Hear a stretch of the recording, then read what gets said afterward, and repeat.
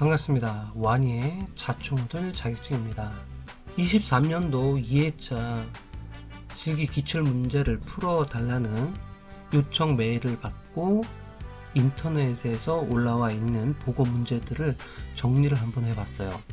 제 영상 파일로 공부를 하시면은 83점 정도가 맞을 수 있겠네요. 23회 2회차 실기는 제가 볼 때 크게 두 가지 문제가 신규로 나왔었고요. 4번 문제 수의근과 불수의근, 그리고 13번 문제 인간공학 실험시 고려 종속변수. 기출문제를 살짝 혼합하고 병행해서 풀어야 될 문제는 1번과 8번 정도, 두 문제 정도 나왔고요. 2번도 마찬가지로 80% 정도가 기출문제에서 똑같이 나왔다라는 거죠. 패턴이 변경되지 않는 한 인간공학 기사 실기시험은 기회고 찬스란 생각을 해봐요. 기출문제만 풀어보면 70점 정도는 충분히 맞을 수 있으니까요. 자, 그러면 1번 문제를 풀어볼게요. 1번 문제 페일세이프의 사례를 고르시오. 페일세이프라는 것은 기계의 실수가 있어도 안전사고를 발생시키지 않도록 2중, 3중 통제 장치를 가하는 안전설계입니다. 니은과 리을이죠. 자, 넘어지면 자동으로 꺼지는 난로. 이 넘어진다는 게 뭐 사람이 넘어진다, 어떤 유동이 있어서 이런 조건이 없어요. 넘어지는데 자동으로 꺼진대요. 그러면 넘어지면 화재가 발생할 수 있는데 그걸 방지하기 위해서 자동으로 꺼진다는 거죠. 그렇기 때문에 니은 넘어지면 자동으로 꺼지는 난로는 페일세이프가 맞고요. 자, 리을 엔진을 2개 장착한 자동차. 이 보기가 맞는지 모르겠는데 거의 대부분 엔진을 2개 장착한 비행기 개념이 많이 나오죠. 그 이유는 자, 하늘에서 날고 있는데 엔진 하나가 고장이 났어요. 그러면 추락할 수는 없으니 고장난 엔진 쪽에 작동을 정지시키고 보조적으로 다른 엔진 쪽으로 이제 구동할 수 있게끔 자동으로 만들어지거든요. 그렇기 때문에 리을은 페일세이프가 맞고요. 인터넷을 보니까 디귿도 페일세이프가 맞지 않냐라는 의견이 많이 있더라고요. 제 생각에는 디귿은 풀프루프입니다.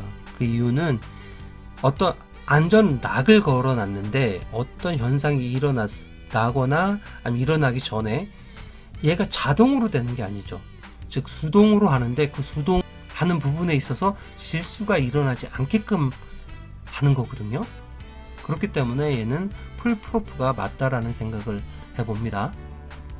자, 2번 문제는 제조물의 결함입니다. 이거는 수시로 나오는 문제이기 때문에 결함의 3가지 종류와 그것에 대한 정의도 무조건 알고 있어야 되는 거죠. 제조물 체계법의 결함 3가지는 제설표다. 제설표. 백설표가 아니라 제설표. 그래서 제는 제조상의 결함, 설은 설계상의 결함, 표는 표시상의 결함이 되는 거고요. 얘네의 의미까지 정의까지 써야 되기 때문에 제일 좋은 방법은 제조물 책임법 제2조 정의 법령에 나와 있는 거를 그대로 쓰는 게 가장 좋겠죠. 그래서 제조물 책임법의 법령에 가 보시면 2조 2항에 나와 있어요. 그래서 가, 나, 다로 나눠져 있죠. 근데 이 내용이 좀 길어요. 이 부분을 좀 축소시켜 줄 필요가 있겠죠. 그런데 핵심 단어는 좀 들어가 줘야 되는 부분까지 고려를 해서 축소를 시켜보면 제조상의 결함은 제조물이 원래 의도한 설계와 다르게 제조, 가공됨으로써 안전하지 못하게 된 경우를 말하는 거고요. 설계상의 결함이라고 하는 것은 피해나 위험을 줄일 수 있었던 대체 설계를 채용하지 아니하여 해당 제조물이 안전하지 못하게 된 경우를 말합니다. 표시상의 결함이라고 하는 것은 설명, 지시, 경고 등을 표시하지 않아 해당 제조물에 의한 피해나 위험을 줄일 수 있었음에도 이를 하지 아니한 경우라고 보시면 되겠습니다. 3번 문제는 RWL과 LI 지수 계산하는 문제네요. 20년도 3회차와 문제가 똑같이 나왔던 것 같아요. 각 지수별 수치 다 나왔고요. 중요한 건 LC죠. LC는 외워야 되는 거예요. 그래서 LC는 23kg입니다. 그래서 LC 23kg을 기준으로 해서 제시되어 있는 개수들을 다 곱해주면 되는 문제예요. 생각보다 간단한 문제입니다. 그래서 23 곱하기 각 개수들을 다 곱해보면 6.37이 나오고요. 즉, 이 작업에서는 6.37kg을 들었을 때 근골격의 질환이 발생하지 않는다라는 의미겠죠. LI 지수는 중량물의 무게를 RWL로 나눠주는 거예요. 1 이상이 나오면 문제가 있는 작업인 거고 1 이하가 나오면 문제가 없는 작업이 되는 거죠. RWL 6.37분에 제시하고 있는 작업물 무게 8을 해서 계산을 해보면 1.26이 나와요. 그러면 조치 순서 또는 평가 이 부분으로 봤을 때 1을 초과하고 있기 때문에 작업을 재설계해야 되는 부분인 거죠. 이런 부분들을 말로써 표현해 주면 돼요. 조치 수준을 보면 LI가 1보다 크게 되는 것은 요통의 발생 위험이 높으므로 LI가 1 이하가 되도록 작업을 설계 또는 재설계할 필요가 있다라고 쓰시면 되겠죠. 자, 4번 수의근과 불수의근에 대한 설명을 쓰시오라는 문제인데, 이거는 실기 기출문제는 안 나왔지만 제가 자료 정리한 걸 보니 필기에 수의근과 불수의근에 대한 연관된 문제가 출제된 적이 있더라고요. 필기 문제 정리한 걸 보니까 인간공학론에서 수의근은 자신의 의사로 자유롭게 움직임 이렇게 정리했었던 부분이 있었고, 2단원인 작업 생리학을 보면 특징을 묻는 문제가 3번 정도 나왔어요. 17년도 3회차, 16년도 3회차, 14년도 3회차 때 나왔어요. 골격근에 대한 설명이 아닌 것은 이런 식으로 나왔겠죠. 그 중에서 언급되었던 게 수의근이 언급되어 있었어요. 뼈에 부착되어 전신의 관절 운동에 관여하고 뜻대로 움직여지는 수의근이다.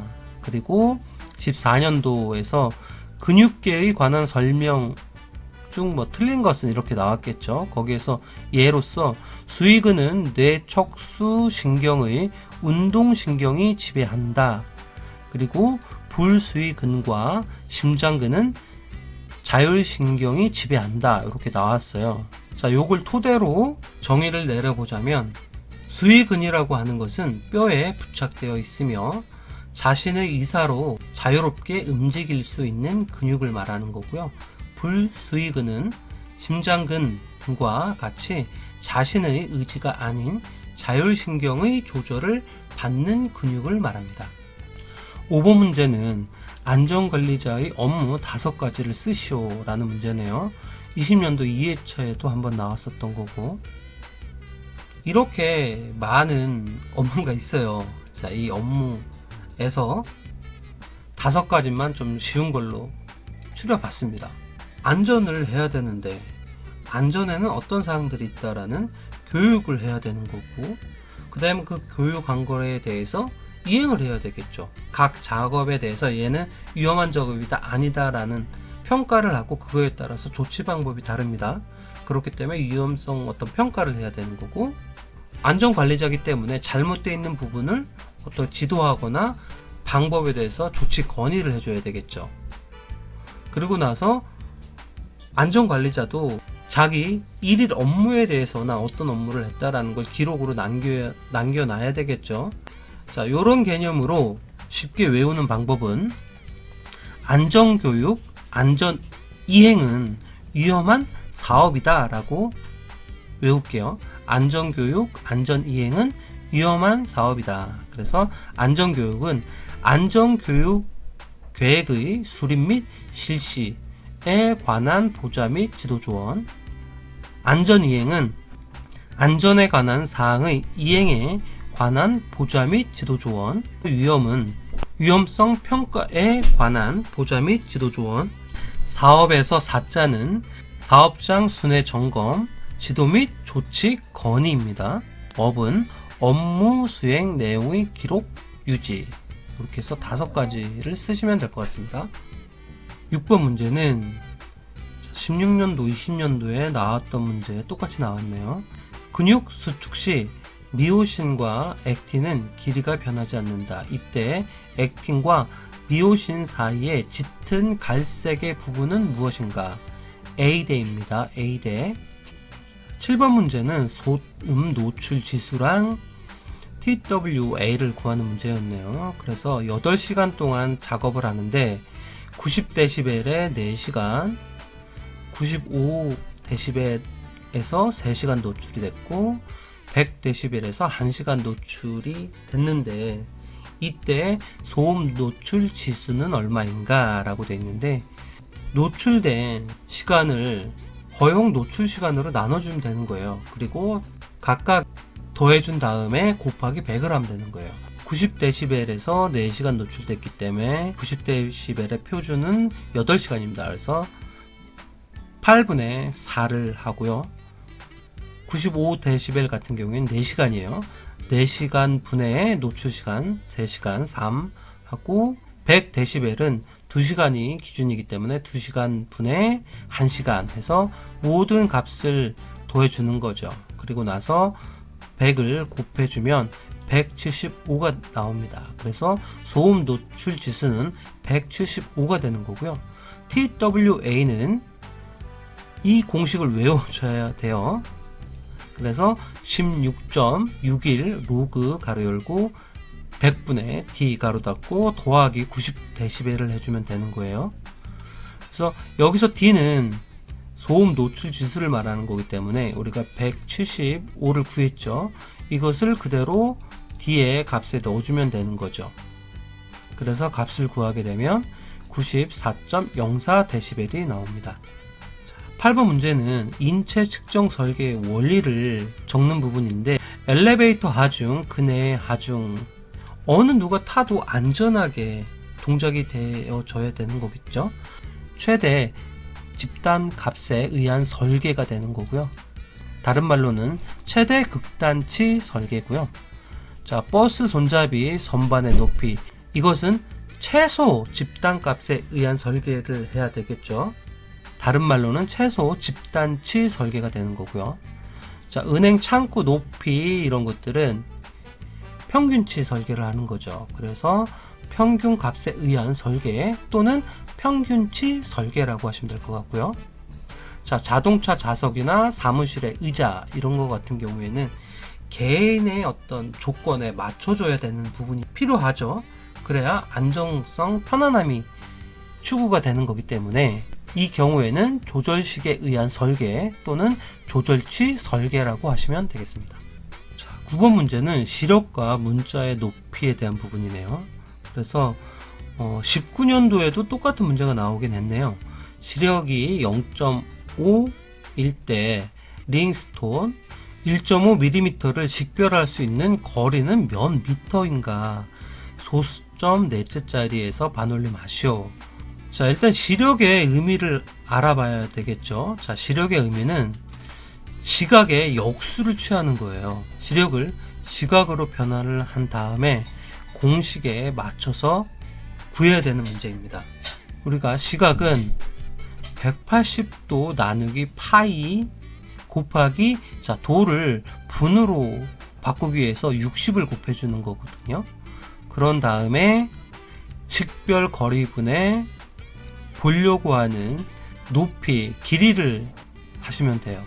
원래는 180도 나누기 파이를 해줘야 되는 공식인데, 문제나 인터넷 같은 걸 찾아보시면 57.3으로 이렇게 곱하라고 나오는 이 식이 많이 나와요. 지금 저는 이제 57.296이라고 했는데 이 값을 57.3 곱하기 60 곱하기 h 나누기 d 뭐 이런 공식이 제일 많이 있는데, 자, 소수점 넷째짜리라고 돼 있어요, 문제가. 그러면 좀 더 디테일하게 가자는 얘기거든요. 57 또는 57.296 같은 경우에는 180도를 파이로 나눈 거거든요. 그 값을 보면 57.296 2957 뭐뭐뭐뭐가 나와요. 그러니까 소수 넷째 자리까지 해서 반올림 하자 하니 얘도 가능하면 넷째 자리에서 반올림 하는 게 맞겠죠. 그래서 57.296으로 하는 게 문제가 더 정확하지 않을까 풀 때. 그래서 제가 이제 이렇게 해 놓은 거고, 자, 이 개념을 이해하기가 좀 애매하니까 우리가 그냥 57.3으로 돼 있는 문제집들도 많이 있을 거예요. 근데 이 개념은 알고 계셔야 돼요. 그리고 소수 넷째 자리라고 하라고 했으니까 차라리 57.296이라고 외우시는 게 더 나을 수도 있을 것 같아요.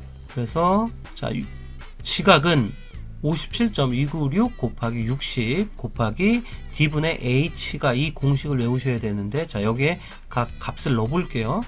자, 시각은 시력분의 1입니다. 그래서 시력이 0.5라고 했으니 0.5분의 1는 57.296 곱하기 60 곱하기 H는 1.5죠. 1.5mm, 1.5mm. 자, D를 구하는 게 부분인 거거든요. 그래서 D를 남겨놓고 얘네들을 이항을 하게 되면, 자, D는 57.296 곱하기 60 곱하기 1.5 곱하기, 자, 요 부분이 이항하면서 역수치해지니까 0.5를 곱해주는 거죠.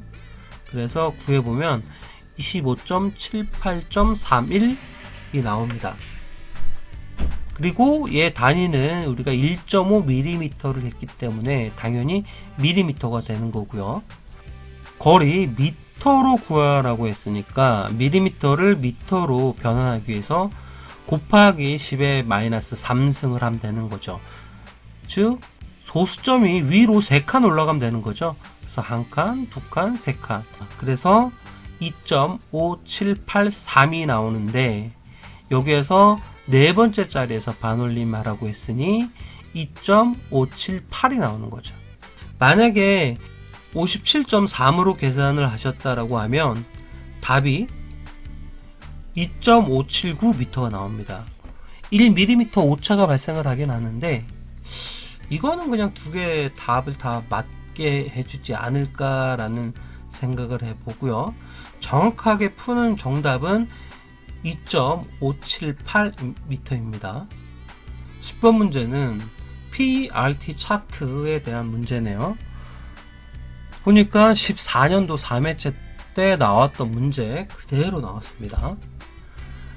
조립공정 요소 작업 PERT 차트에서 주 공정 경로와 공정 시간은 얼마인가?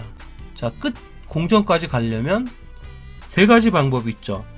이렇게 일직선으로 가는 방법과 이렇게 갔다가 이렇게 가는 방법이 있고, 또는 이렇게 가는 방법이 있어요. 주 경로는 가장 긴 시간인 거예요. 자, 이렇게 하면 3주와 2주에서 5주가 걸리는 공정이 되는 거고요. 자, 이렇게 위쪽으로 가볼까요? 그러면 3주, 2주, 2주, 7주가 걸리네요. 자, 맨 밑으로 가볼까요? 자, 이렇게 가면 4주, 5주 해서 9주, 제일 오래 걸리죠?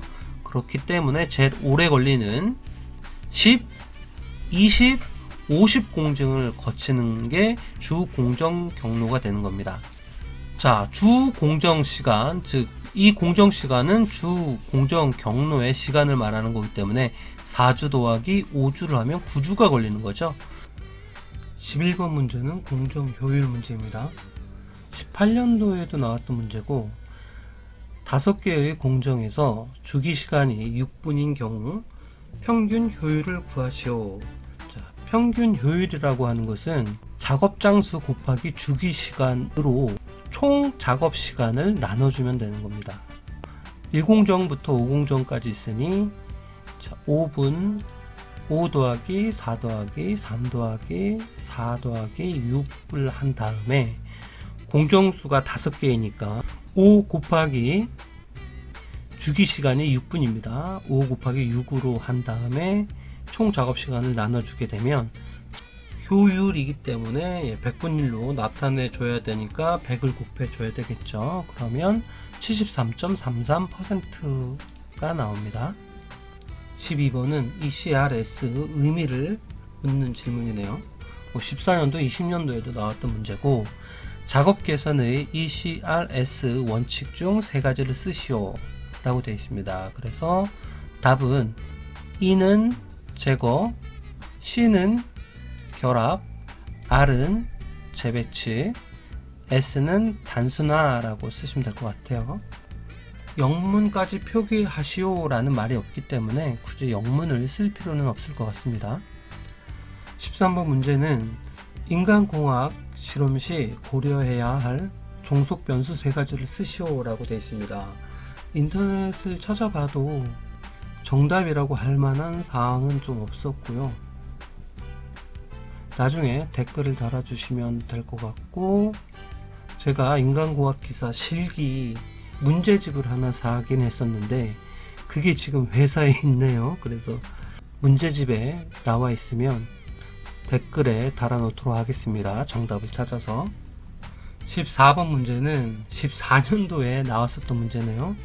정밀 작업 중 손목에 부담이 가는 근골격계 질환 세 가지를 쓰시오. 수근관 증후군, 건염, 결절종이 있습니다.